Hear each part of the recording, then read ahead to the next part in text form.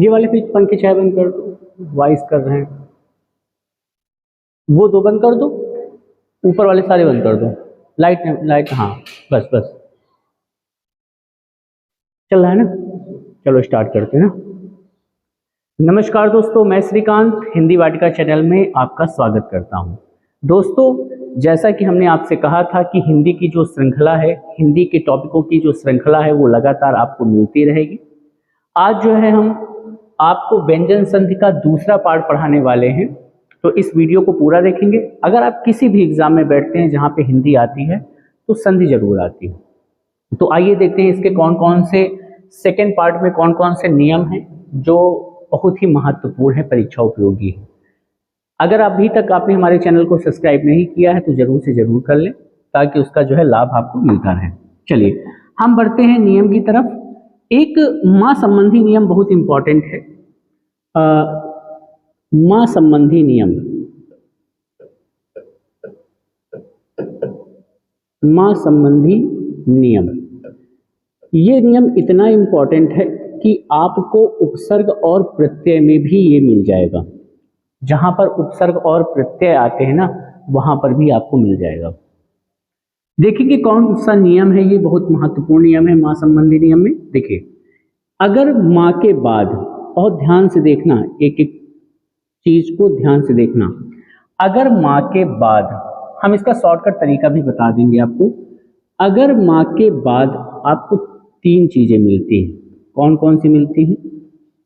अगर माँ के बाद अगर आपको अंतस्थ व्यंजन मिल जाए,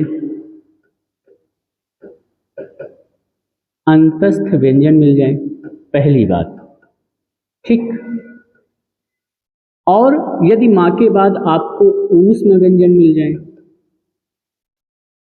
ऊष्म व्यंजन मिल जाए, या फिर माँ के बाद आपको अंतस्थ व्यंजन, ऊष्म व्यंजन, या आपको स्पर्शी व्यंजन मिल जाए, स्पर्शी व्यंजन मिल जाए। हिंदी का व्यंजन संधि में सबसे ज्यादा पूछा जाने वाला ये नियम है। किसी भी एग्जाम में सबसे ज्यादा इस नियम को पूछा जाता है। अगर आपको, हमने बताया, अगर आपको अंतस्थ व्यंजन मिल जाए, सबसे पहले नंबर एक अंतस्थ व्यंजन, दूसरे नंबर पर आपको अगर ऊष्म व्यंजन मिलते हैं, और तीसरे नंबर पर आपको स्पर्शी व्यंजन मिलते हैं। इसका डिटेल हमने वर्णमाला में पढ़ाया है। अगर आपको नहीं पढ़ा है तो वहां पर जाकर पढ़ लेंगे। अब देखिए अंतस्थ व्यंजन कौन से होते हैं, है ना। हमने आपको बताया कि अंतस्थ व्यंजन कौन से होते हैं।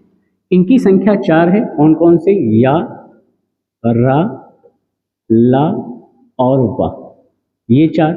मतलब कि माँ के बाद, ये जो माँ है ना, इस माँ के बाद आपको यारा लावा मिल जाए, या फिर तालव्य सा, मूर्धन्य सा, दंती सा, या फिर हा मिल जाए, ठीक है।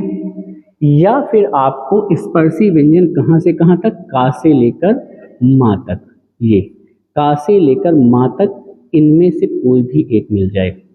ये आपके स्पर्शी व्यंजन हो गए, ये आपके ऊष्म व्यंजन हो गए, और ये आपके हो गए अंतस्थ व्यंजन, ठीक। यदि माँ के बाद आपको यारा लावा मिल जाए, माँ के बाद आपको तालव्य सा, मूर्धन्य सा, दंती सा, इनमें से कोई भी एक मिल जाए, या फिर माँ के बाद का से लेकर माँ तक कोई भी मिल जाए, ठीक। तो यहाँ पर जो परिवर्तन होगा, हमेशा एक चीज याद रखेंगे, हम क्या करेंगे, इस माँ का जो परिवर्तन है, ठीक, किसमें हो जाएगा? या तो अनुस्वार में हो जाएगा। किसमें हो जाएगा? अनुस्वार में परिवर्तन हो जाएगा। माँ का परिवर्तन किसमें हो जाएगा? अनुस्वार में हो जाएगा, ठीक। माँ का ही परिवर्तन होगा, याद रखना। आप इसे हम क्या कह सकते हैं? अनुस्वार को हम क्या कहते हैं?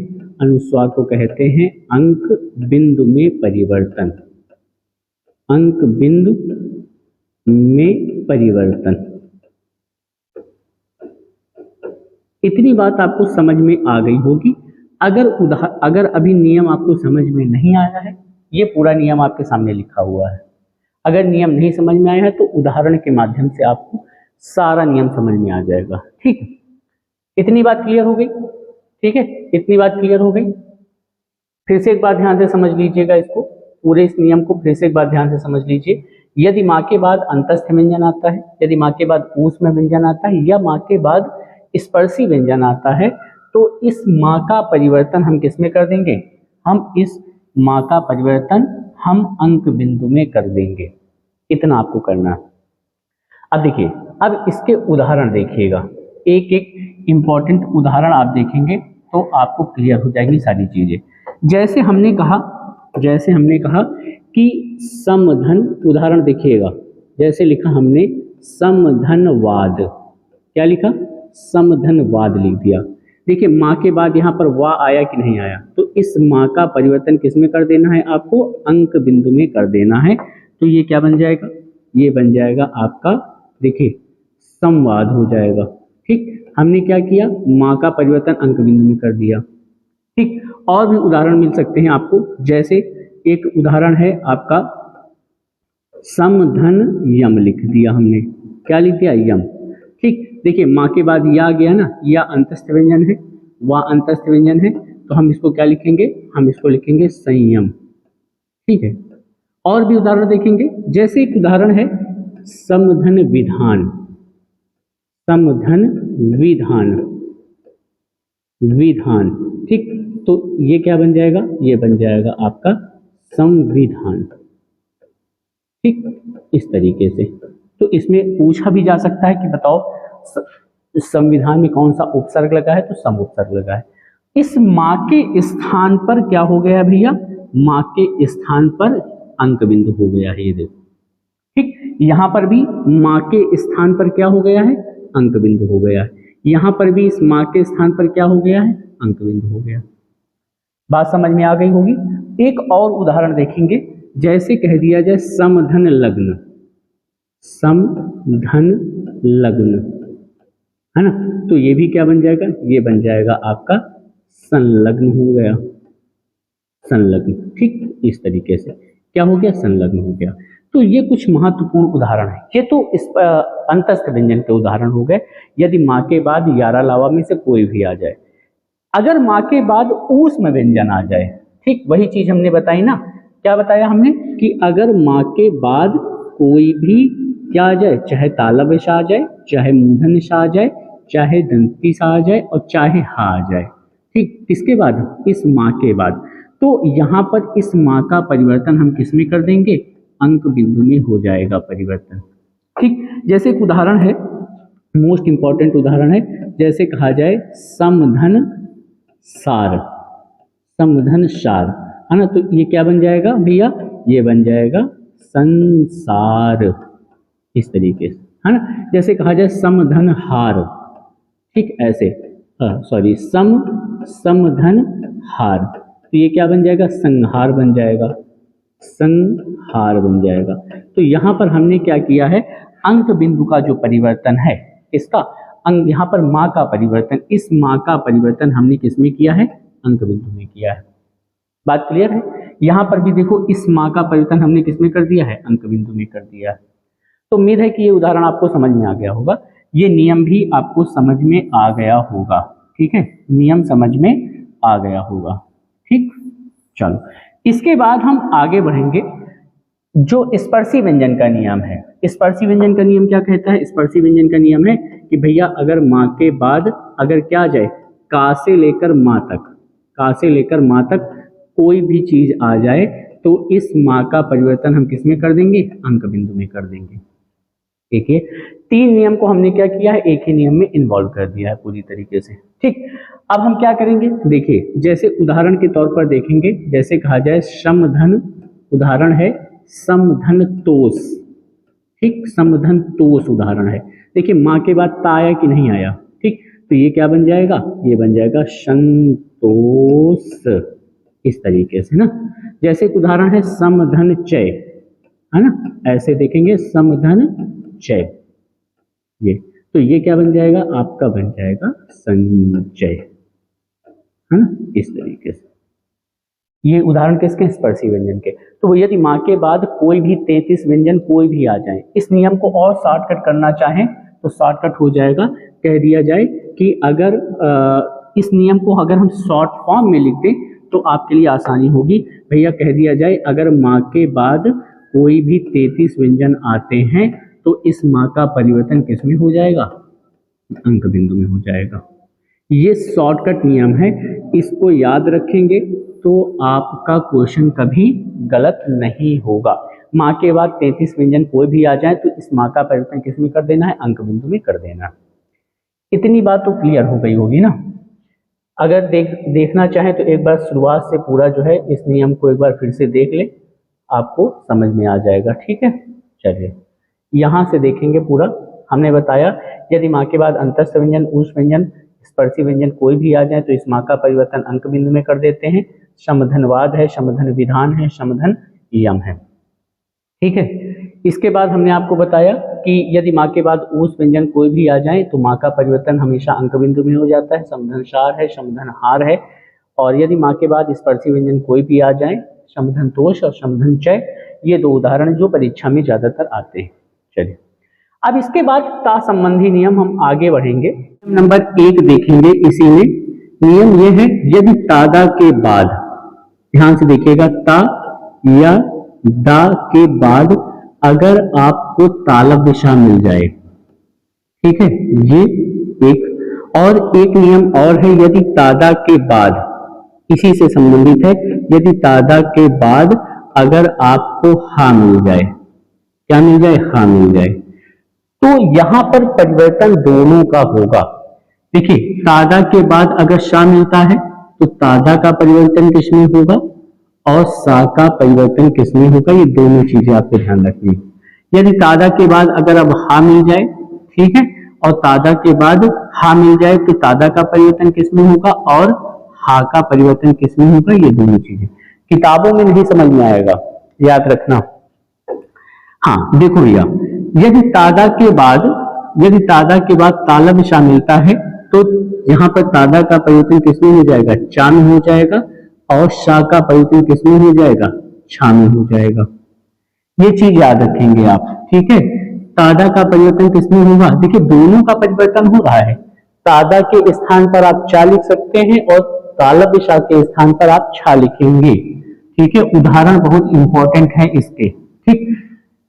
इसके बाद इसी का दूसरा नियम है, यदि तादा के बाद अगर आपको हा मिलता है तो तादा का परिवर्तन किसमें करेंगे, तादा का परिवर्तन चा में करेंगे और इसका परिवर्तन हम किसमें करेंगे, छा में करेंगे।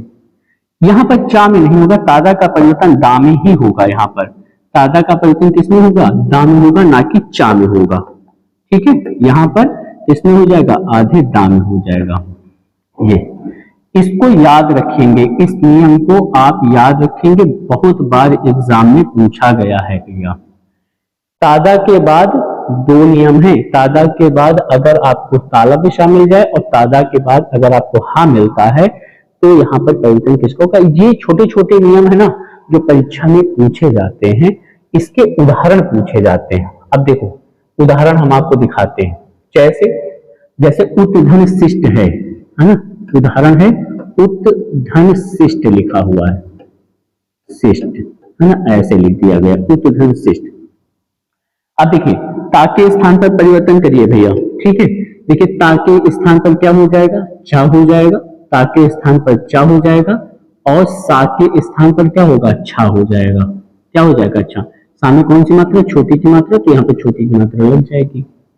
हाँ ये क्या बन जाएगा, ये बन जाएगा आपका उच्छिष्ट बन जाएगा, उच्छिष्ट, ठीक है, उच्छिष्ट।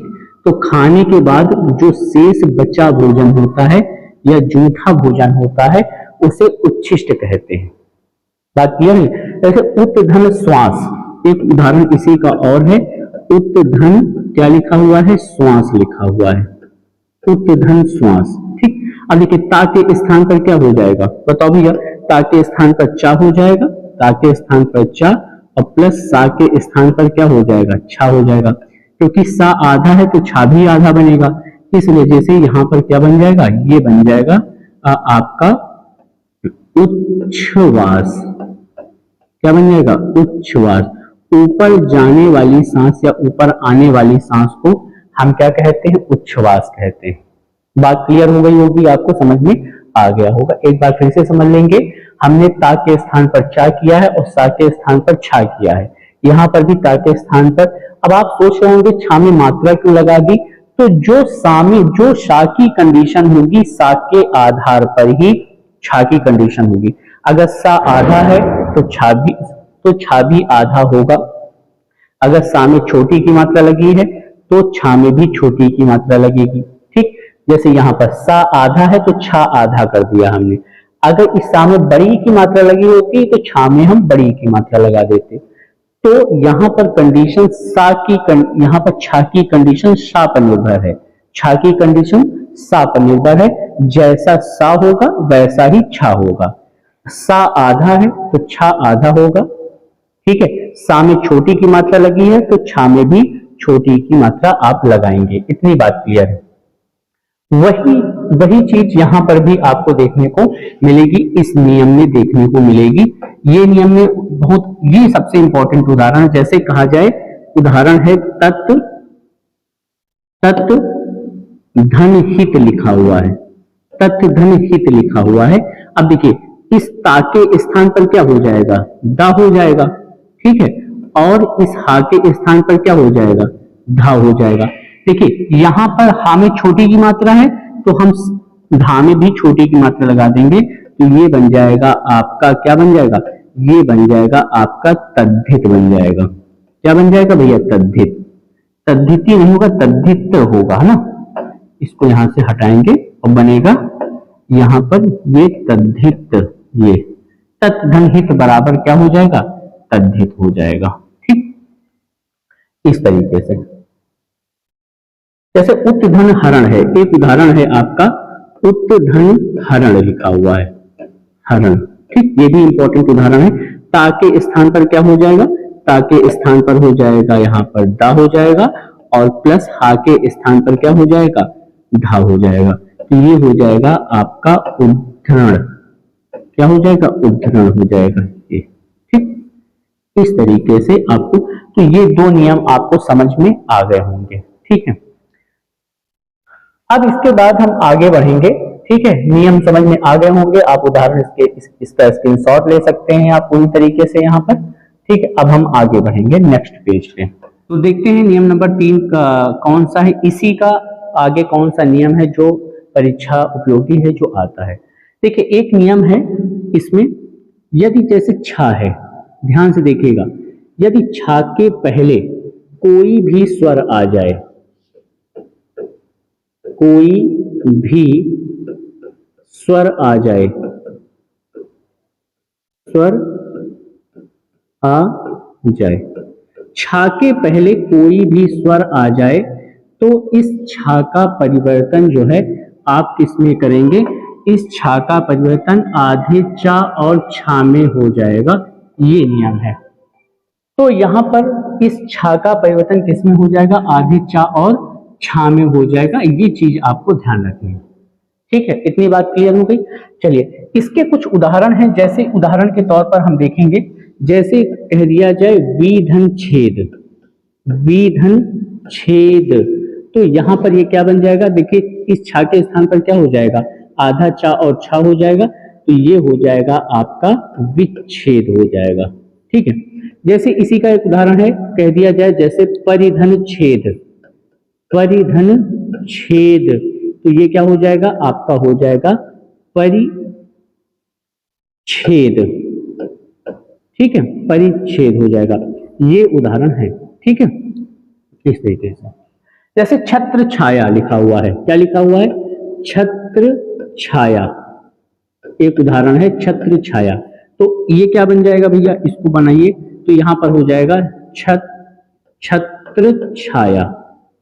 ये शुद्ध अशुद्ध में भी पूछता है कि छत्र छाया कैसे लिखा जाता है। ये तीन नियम बहुत इंपॉर्टेंट हैं, उदाहरण हैं जो परीक्षा उपयोगी हैं, जो आते हैं।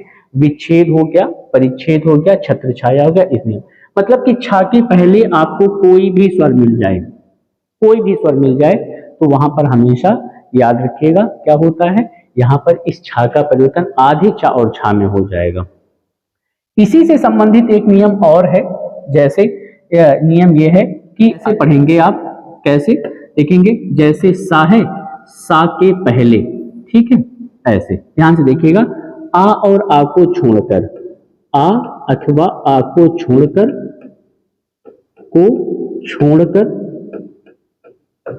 छोड़कर कोई स्वर आ जाए, कोई स्वर आए, ठीक, ये इस नियम को याद रखेंगे।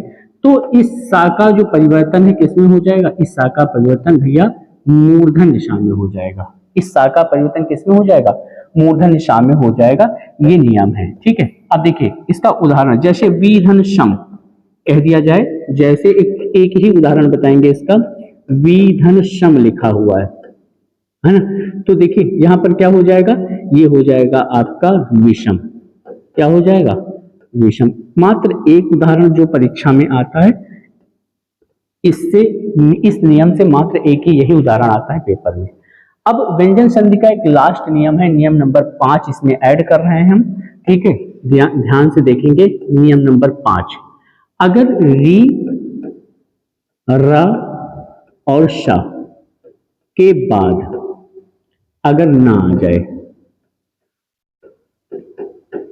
बीच में कुछ भी मिल सकता है आपको, यहां पर बीच में का से लेकर मां तक कोई भी व्यंजन आ जाए, कोई भी अंतस्थ व्यंजन आ जाए, ठीक है, अंतस्थ व्यंजन आ जाए, ठीक, या फिर आपको क्या मिल जाए, या फिर हा आ जाए, तो यहां पर आपको इस ना का परिवर्तन ध्यान देंगे, इस ना का जो परिवर्तन है वो किसमें होगा, ये ध्यान देना है आपको। इस ना का जो परिवर्तन है ना, इसमें हो जाएगा, ड़ा में हो जाएगा, ठीक है, ठीक, ना का परिवर्तन किसमें हो जाएगा, ड़ा में हो जाएगा। याद रखना री रा शा के बाद है, ठीक, री रा और शा के बाद अगर ना आता है, ठीक है, ना आता है, तो इस ना का परिवर्तन ड़ा में हो जाएगा। जैसे कहा जाए, एक उदाहरण के तौर पर है प्राधन नाम, प्राधन नाम, ठीक। अब यहां पर इसको तोड़ेंगे तो यहां पर क्या होगा, ये पा होगा, प्लस क्या होगा, रा होगा, प्लस आ होगा, और प्लस ना होगा, और ना होगा, प्लस मा होगा। यहां पर स्वर भी ले सकते हैं, कोई भी स्वर आ जाए, स्वर आए, बीच में कुछ भी आ जाए, हमको इससे मतलब नहीं, इस ना का परिवर्तन। अब देखिए बीच में यहां पर देखिए क्या आ गया, आ गया, हमको आ से मतलब नहीं, रा के बाद ना आया है कि नहीं आया है, तो यहां पर अब हम क्या करेंगे, यहां पर हम इस ना का परिवर्तन किसमें कर देंगे, रा में कर देंगे, तो ये तो बन जाएगा आपका प्र, है ना, और आगे क्या है, रा में बड़े आ की मात्रा रहेगी क्योंकि ना में बड़े आ की मात्रा है, तो प्रणाम हो जाएगा ये आपका। उसी तरह ये क्या बन गया, प्रणाम बन गया, ठीक है ना। इसी तरह प्राधन अगर आ जाए, यहां पर एक उदाहरण है प्राधन मान आ जाए, ठीक है, इस तरीके से प्राधन मान आ जाए, तो यहां पर देखिए इस ना का परिवर्तन किसमें हो जाएगा, ड़ा में हो जाएगा, तो हम इसको लिख सकते हैं प्रमाण, क्या लिख सकते हैं, प्रमाण। बीच में मां आ गया, हमको इससे मतलब नहीं है, हमने पहले ही बताया था। अगर ये उदाहरण ना समझ में आया तो हम तोड़ के लिख दें, देखिए यहाँ पर पा है, ठीक है, पा से हमने रा निकाला, फिर कौन सी मात्रा निकाली, फिर हमने आ निकाला, ठीक, प्लस फिर माँ है, फिर इसके बाद हमने बड़ा आ निकाला, और प्लस आगे क्या है, ना है। हमने कहा था री रा शा के बाद, देखिए रा के बाद इनमें देखिए बीच में चाहे कुछ भी आ जाए, हमको इससे मतलब नहीं, रा के बाद माँ क्या होना चाहिए, ना होना चाहिए, तो इस ना का परिवर्तन किसमें कर देंगे, आप ड़ा में कर देंगे, तो ये हो जाएगा आपका प्रमाण, ठीक है। तो यहां से व्यंजन संधि खत्म हो गई है। अगर आपने व्यंजन संधि का पहला पार्ट नहीं देखा है तो पहले उसको देखो जाके, फिर आप सेकंड पार्ट देखिएगा, ठीक है। सेकंड पार्ट का जो लिंक है हम डिस्क्रिप्शन में दे देंगे, इसी चैनल इसी वीडियो के लिंक में दे देंगे, मतलब इसी वीडियो में हम डिस्क्रिप्शन में दे देंगे, तो आप पहले पार्ट को जरूर देख लीजिएगा। इसके बाद हम विसर्ग संधि की क्लासेस स्टार्ट करेंगे और लगातार क्लासेस आपको मिलती रहेंगी। और अगर अभी तक आपने हमारे चैनल को सब्सक्राइब नहीं किया है तो सब्सक्राइब कर लीजिए, और हाँ, कॉपी पे जरूर नोट करिए, बिना कॉपी पर नोट करने से काम नहीं चलेगा। कॉपी पर जरूर से जरूर नोट करें। मिलते हैं नए वीडियो के साथ, तब तक के लिए जय हिंद जय भारत।